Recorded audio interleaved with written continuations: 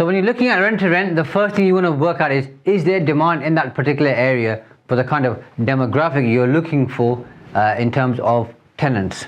So you need to do the research, you need to get to know the area well and work out the demand. Because the last thing you want is to enter into an agreement and then find out you're in the wrong area for rent to rent, because it's not the type of area that lends itself to it. So if you've got, say, a hospital in that area and you've got nurses or other hospital staff living in that area, it might work well there. If you've got a university in the area, it might work well there.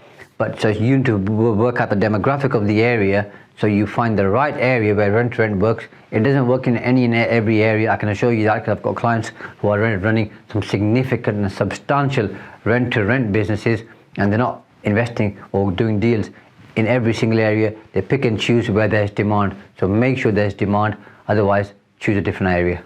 Secondly, work out in terms of demand how much you can charge in terms of per room, because the last thing you want is enter a deal on a fixed rate, especially if you're new, you're enthusiastic, you might end up paying more rent than you ought to on your first 1 or 2 deals, and then find out the rent over here doesn't stack up. Using the earlier example of children's day nurseries, just saying £200 per child or £250 per child times 100, you might have done that calculation here, but you soon find out it's not, the rent per room is a lot less than what you thought it would be, and you're stuck in an arrangement, and then you're snookered pretty much.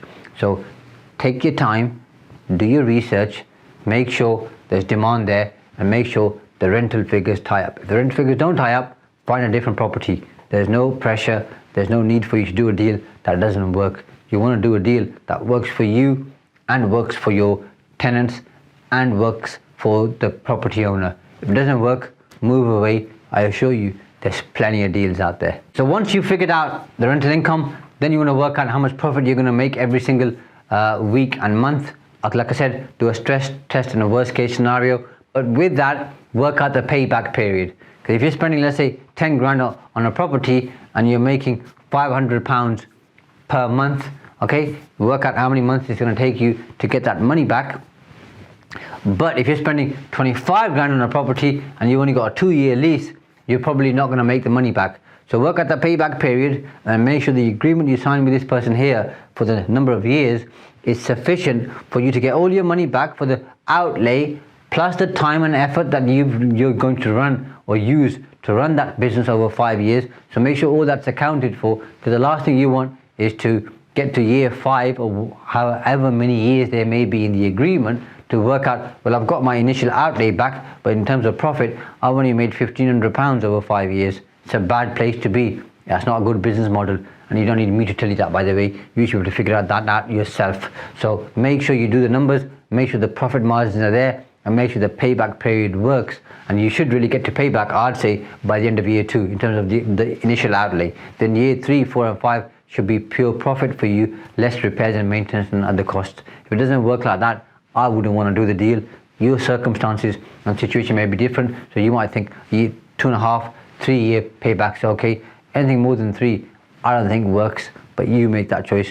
You're a grown-up, you know how to run a business. So I think rent to rent's fantastic. Just so you know, I don't do a rent to rent business. As you know, I do commercial conversions, I do new builds. That's the business I'm in. I've got a lot of clients who have deployed different property strategies.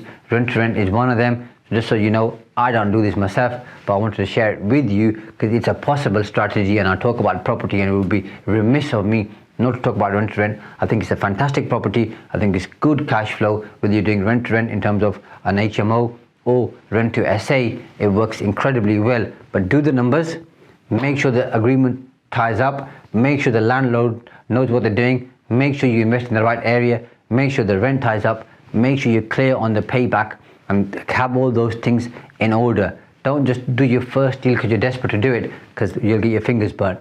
But if you follow the method and the model as you should do, you're going to do incredibly well, and it's going to serve you really well.